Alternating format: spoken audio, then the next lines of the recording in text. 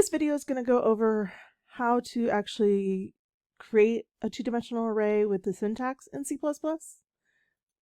So this is the actual syntax in C++ for a two-dimensional array.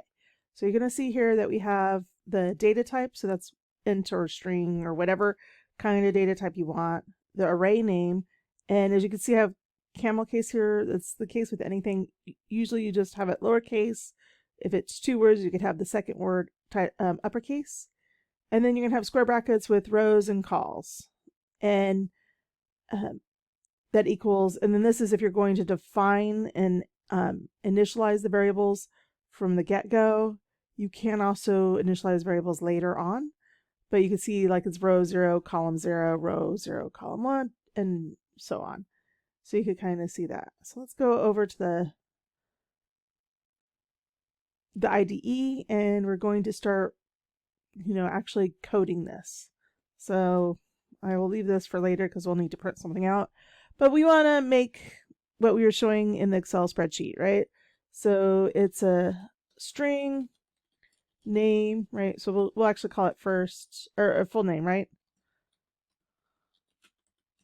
Full name. And we need, right now we're only doing it with 3 items. And I should be able to get this to zoom in much better. It's always easier to zoom in and see.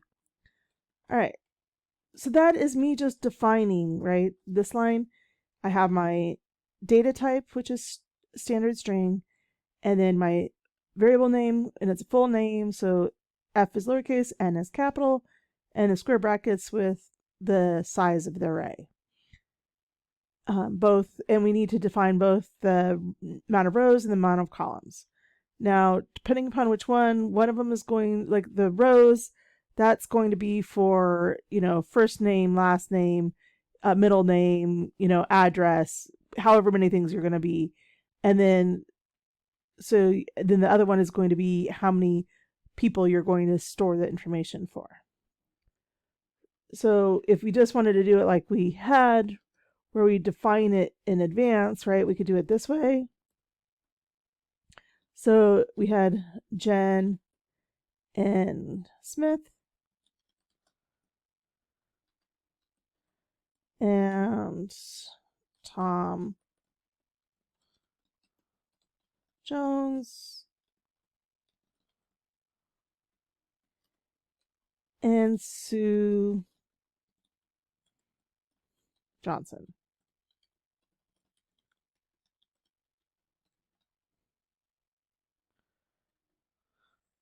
We, of course, need our semicolon at the end.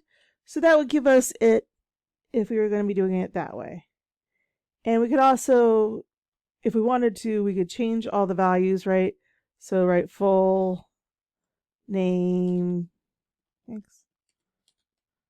sub-0, sub-0, if I wanted to actually change it to my full name, Jennifer.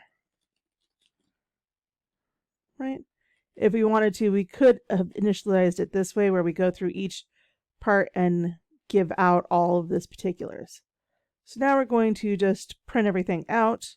I'm going to need a for loop for that. Int I equals 0, while I is less than 3 and I plus plus. And one of the things about this is that this is the perfect opportunity for a nested for loops, is when you start getting into multidimensional arrays. So I'm going to copy this and paste it again. And I will tell you, I don't know why, but as far as I've done multidimensional arrays, usually people use I for the first one and J for the second one. If you wanted to, you could be a little bit more specific with some of these, like in, we could say like row